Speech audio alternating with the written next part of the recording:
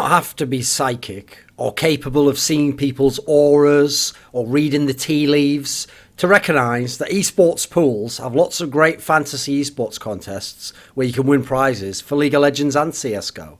Now, the player k0nfig, star player of North, is a player who's very unique in CSGO. He has a very unique skill set. He's a very talented player, and he's quite new to the top level of the scene. And I thought a really great contrast point, someone to reference him against, is a player from another game, from League of Legends, the MOBA game, which is Doublelift, now of TSM, Team Solomon, but most famously of CLG, Counterlogic Gaming. And particularly, I think he's more like Doublelift in his CLG gaming days, you know, back in the first sort of 2 or 3 seasons of LCS. Because first of all, Doublelift was a young star. I mean, he was only 19 in Season 2, so we're talking like 20 by the time you get to Season 3, when he was the main star entirely of the team, and the other parts of the team weren't as great anymore. k0nfig is only 20 now, and was 19 last year when Dignitas, which is what North was then called, was able to actually win Epicenter, one of the bigger events in the year, but not the size of a major, obviously. Doublelift was the primary carry of CLG and is certainly one of the main carries of TSM. Well, k0nfig is the primary star at the moment of North, one of the best teams in the world, top 5 team currently. And in the past, when Magisk was one of the best players, he was in part of a very successful duo, especially in the era before they got AZ. So late last year with Dignitas, again, around Epicenter.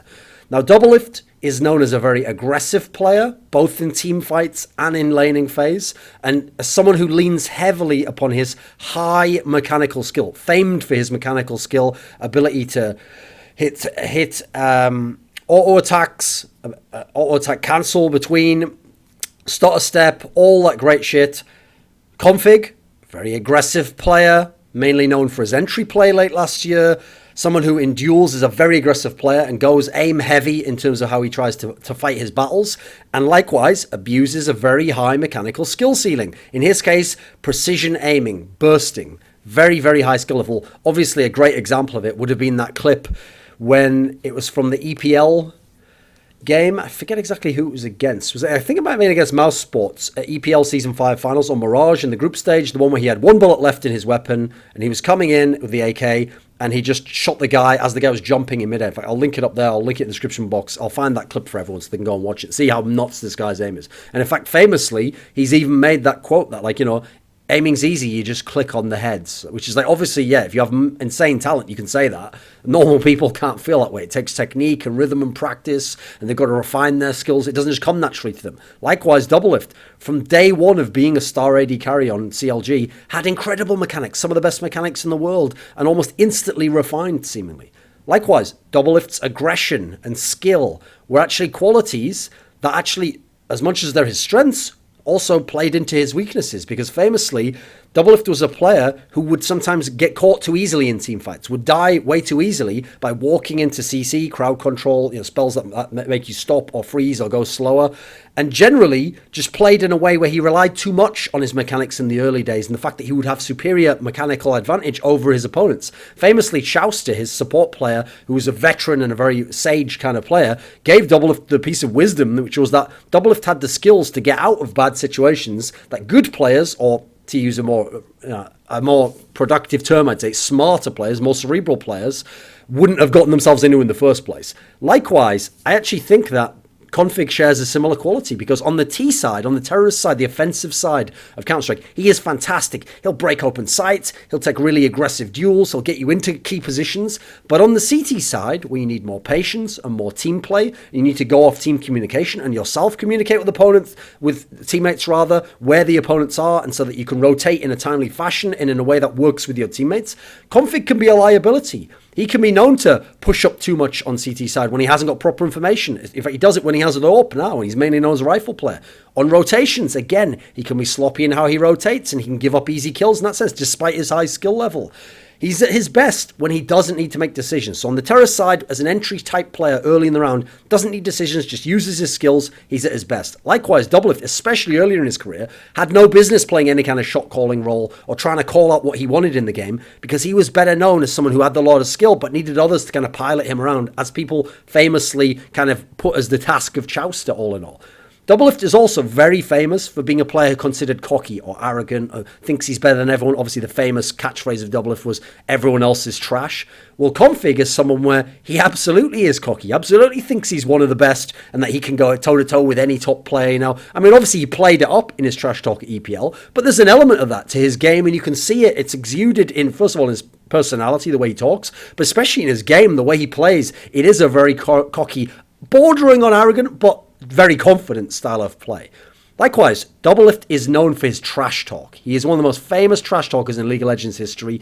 He has at times taken on the villain role, especially when CLG wasn't winning, because if you trash talk and you don't win, people always jump on you 10 times harder. Even if you were actually better than the players that you were beating, it's just that their team was better at that point in time or made better decisions. Likewise, at EPL, k0nfig really embraced the role of being the villain, of trash-talking people, saying he'd fuck people up and that his team was better than theirs. In fact, his team was the best in the world and they would show everyone. Now, obviously, he was fantastic, but his team lost the final, didn't really beat any elite-level opponents to get to the final, and then as a result, everyone was going in on him, said he's cocky, he's a trash-talker. People were like, haha, you can't trash-talk if you lose, even though he played fantastically. Very similar scenario all in all. And actually, they both have a similar mindset, I've noticed, in as much as because they're so skilled, and at least Doublelift when he was 20, 21, based so much of their personality and their metric for how they gauge other people's ability at the game and how good players are as players on raw skill, their best quality, obviously. Likewise, k0nfig's someone who's made crazy comments. Like he made a comment not so long ago that implied that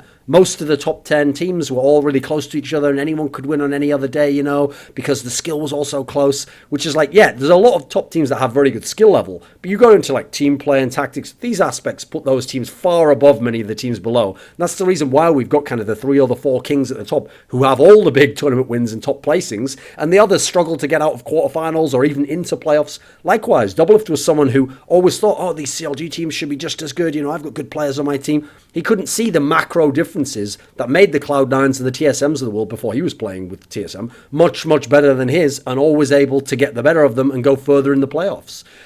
Finally, both are actually pretty clutch players. They're not very clutch players, but they're pretty clutch in as much as they never tend to have a terrible performance. Like, they will play well even in losses.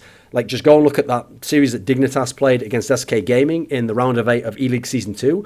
Magisk goes missing for most of the game. The k0nfig's still hitting. He's still getting his, and he's still really pushing when the rest of the team looks like they're mentally breaking. Likewise, Doublelift's teams lost many times in the first rounds of the playoffs in NALCS and even at Worlds, but he would always have some games, some key moments where he was the one rock of the team. He was the one who wasn't collapsing. Now, it doesn't mean he carried the whole game always, but he was always able to not give in to the kind of mental fatigue, and he had a level of resiliency to it. I think that actually is a positive element of the cockiness and the confidence of these players, is that because they know their talent and they know they're skilled and they know they can go head to head with these guys, they don't get worried in the same way. They don't second guess themselves or think to themselves, oh, am I as good as this opponent over here? Oh, what can I do against them? They're winning the game. They always think they have a chance because they're so skilled. Individually, they can get themselves out of trouble and put themselves in good situations and sometimes turn around in a possible situation and win it out. And to them, yeah, it's no big deal, right? Whereas to someone else, the situation would be too tough and the other person wouldn't have the talent level to be able to get out of it, or would see that they're kind of in a tough situation and there's no way to resolve this tough equation, as it were,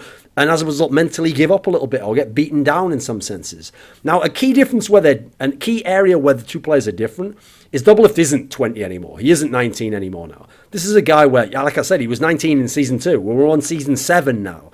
So he has matured somewhat. He has become a bit more of a cerebral player. He does stay alive longer in team fights and understand his role. I mean, to use Loco Doco's phrasing of terminology, when you're the AD carry and your star, you've had a lot of gold invested in you. Represent a lot of gold, and as a result, a lot of stats in a team fight. You can't give up your life early. It's very important you don't, because that absolutely decimates your team's chances of winning the game. It doesn't matter that you could go in and get an extra kill now. You have to play more safely and play within the sphere of what's safe for you within what your team's doing to help power you in those late team fights. That's where k0nfig is still learning the game. He hasn't matured as much as Doublelift. He hasn't had as much time to it as a top player, and he still has to learn from those veterans that he's playing with, much as Doublelift had to learn with the Chousters of the world, etc. so that he could come in and become a more mature player and later on figure out these aspects and become a better teammate. That's where k0nfig still has to go up a level. He's a very talented rising star. In terms of skill, he's one of the best in the world. But at the moment, he hasn't got the complete game. He hasn't got the polished game. He's got the skill game at the moment. And when it's outside of that, when he's on CT side, when he's AWPing at times, when he's in a position where he has to go late in a round, he can be a liability. He can be someone who doesn't always secure the round for his team. He can be someone who gives away the round with a costly mistake at the wrong time. That's why if you go look at the stats for k0nfig, even though he is a beast at killing people, his kills per round really high quite often. He'll always have quite high deaths per round as well. He gives up his life very easily. So it was great when he was an entry player because he was a playmaker. It didn't matter that he died because he'd break open sites, he'd do damage, he'd get you information, and then the others came in and the tactic executed itself.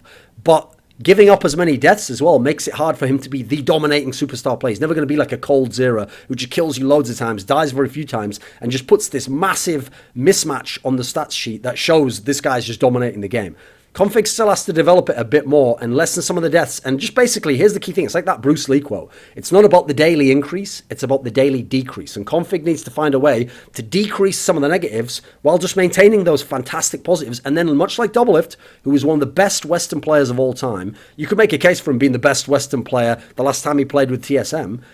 And you put him up in that scenario, k0nfig isn't quite at that level in his game yet. But he could be, and that's the key thing. So I think it's a pretty good reference point between the two, especially because one is further along the trajectory, and you can kind of see where k0nfig needs to go to match Doublelift in that sense. But I think there's a lot in terms of personality, the way they express that personality, the playfulness of the shit talking, the high skill level, but then also the downside that sometimes leads them to make poor decisions, which give up their lives and then can be a liability, even though they're also one of the main strengths of their teams. I think it's an interesting comparison point.